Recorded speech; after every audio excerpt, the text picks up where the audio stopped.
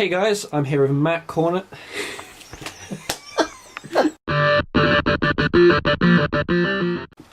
Hey guys, I'm here with Matt Cornah, who was piloting his Spike Brothers GB8 deck at the UK's Vanguard Nationals. We'll just go straight into the deck list. So, grade zeros. So, 4 Mecha Trainer, 4 because searches out 4 heals, and for this deck, heals are what you want to get straight to GB8.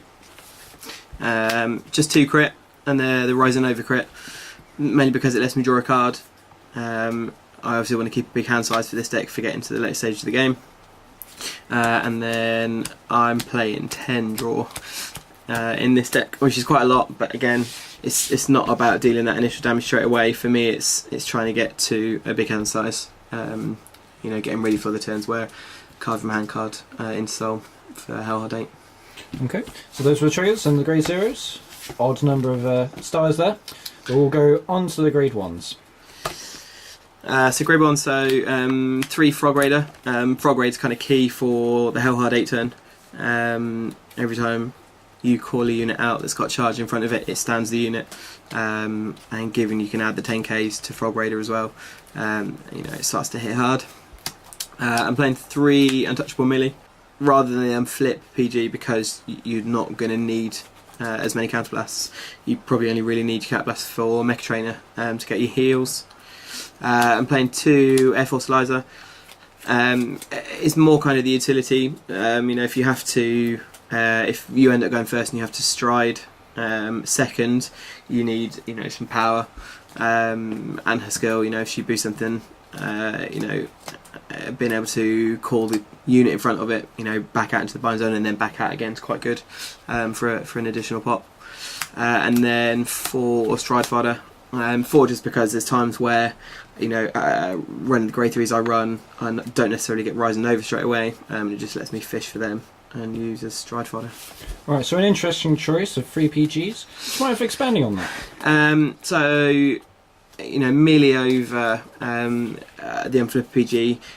It's mainly because she's got charge, and for the turns in Hellhard 8, you know, there's times where I've drawn quite a lot of the charge units, and not having them is less attacks.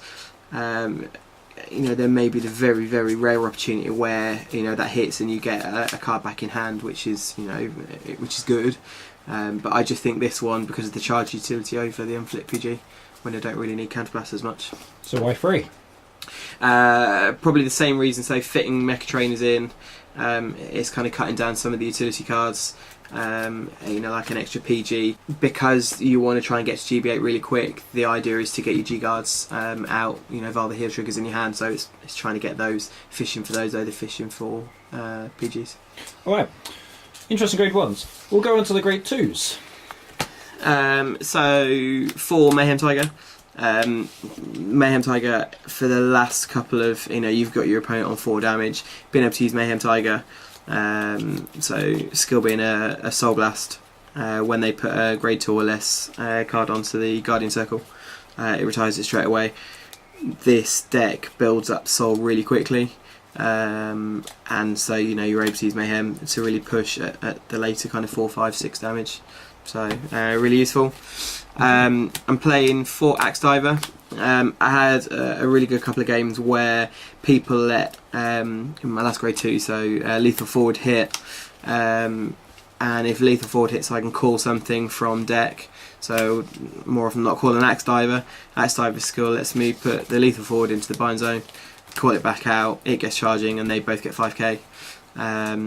You know, the same Axe Diver with other units as well. It is just really good. If they've got charge, they both get 5k. And pushing into this deck where you know you can get multiple attacks off and multiple 10Ks to Frog Raider, for instance.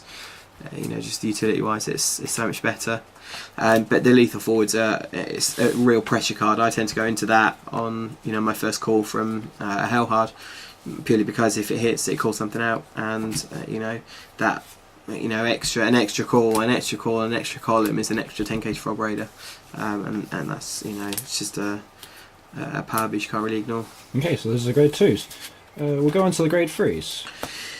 So grade 3s, nice and simply, is for Rising Supernova. You always really want to be on Rising Nova purely because of Frog Raider, because it has to have a Rising Nova Vanguard. The stride skill as well is probably what you want to use going on to Hellhard 8. You know, as you attack with it, that's what gets you another unit out for that last turn, so that's really good. Okay. And then follow up is 3 Hive Maker. I've kind of played around with the grade 3s a lot. I've used Dobe quite often, and that was more because it would get 10k on its own anyway, and then 10k from Hellhard. You know, okay, that's a nice healthy 31, but Hive Maker can create some really interesting plays.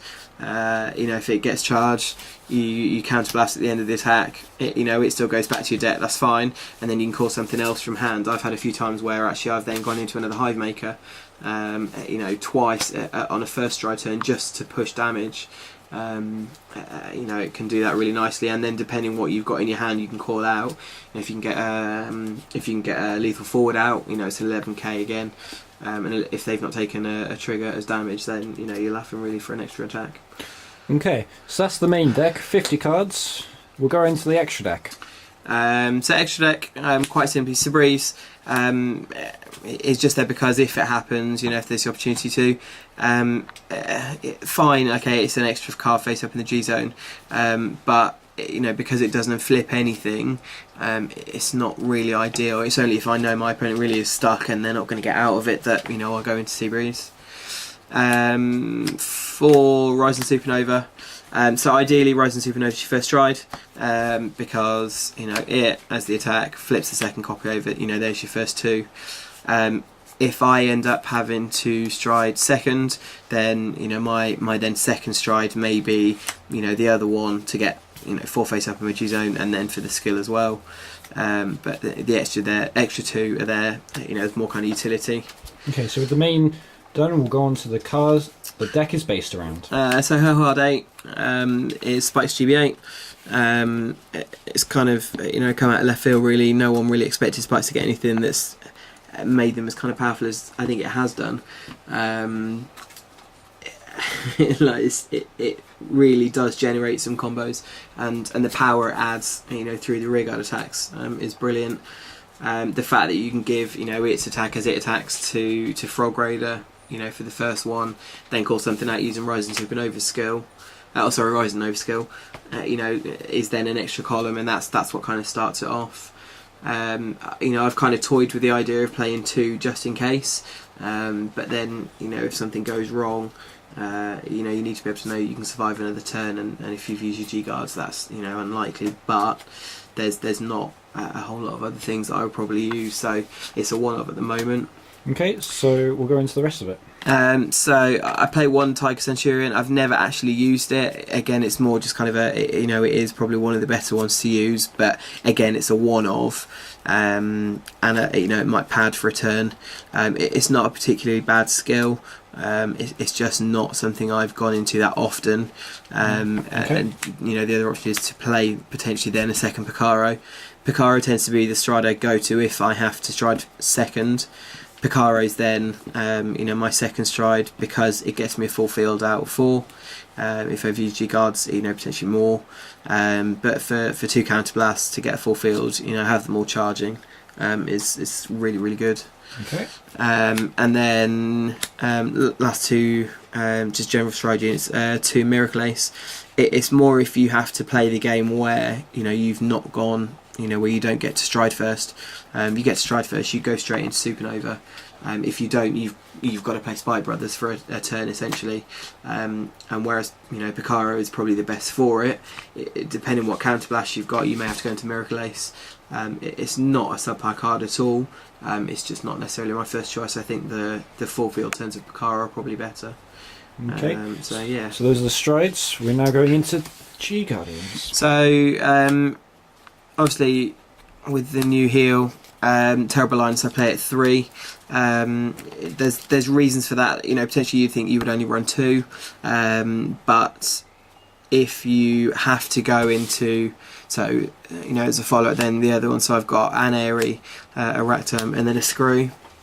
More often than not, I find myself going into one of these 2 first. 9 times out of 10 it'll be a Ractome because, you know, it's a drop and a draw. I've normally got a draw trigger I can drop and pull something else out. You know, it may be another draw trigger, but, you know, no worse off. But that will give you your first play, and then a Linus unflips the second one. So there's another 2, and then in the same turn ideally you want to get rid of another one, and there's your third. So that gets you, you know, that gets you your G guards face up.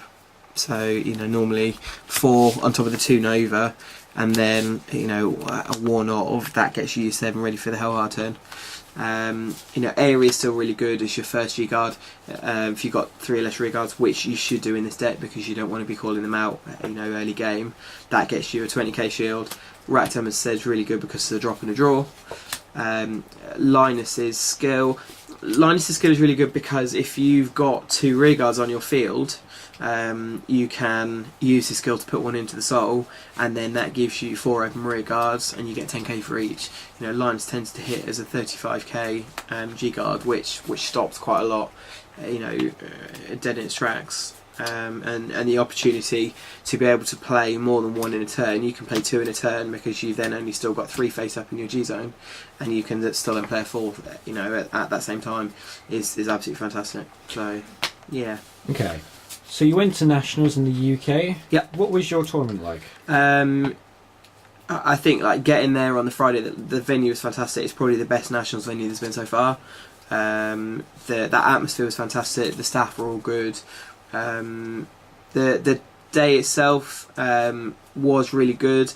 Got started, you know, without going over each individual match. I think I went 4 and 3 in the end, so I was quite pleased to at least, you know, not gone into a negative score. Difficulties deck wise, Granblue, because it's Granblue, you know, an early rush, an early field call, you know, makes it very difficult. My second loss was to Shadows, and that ended up being a grade 2 game. Guy wouldn't write a grade 3, and you know, that kind of after seeing 4 of my grade 3s, that made things difficult for me to be able to guard. And then the third loss was against Angel Feather, and that was just in not having hit Broken Hearts quick enough. That it then added power to the Vanguard, and she, you know, had enough cards to guard. That was probably the only game where, and I mentioned earlier about having a second Hellhard. That was the first game where I thought, actually, I then the following turn survived her turns. I think she had like 5 attacks, and I managed to survive that. If I had another Hellhard, I could have gone into that, and then would she have had enough? Potentially not. But, you know, certainly that game made me realise that, you know, ref rust is still unfortunately a thing, and you know, damage zone manipulation for Angels is really good. So Maybe down, but it's not quite out. no, not yet. Well, thank you for showing your deck profile. All good. This has been Matt Cornah, and we'll see you next time.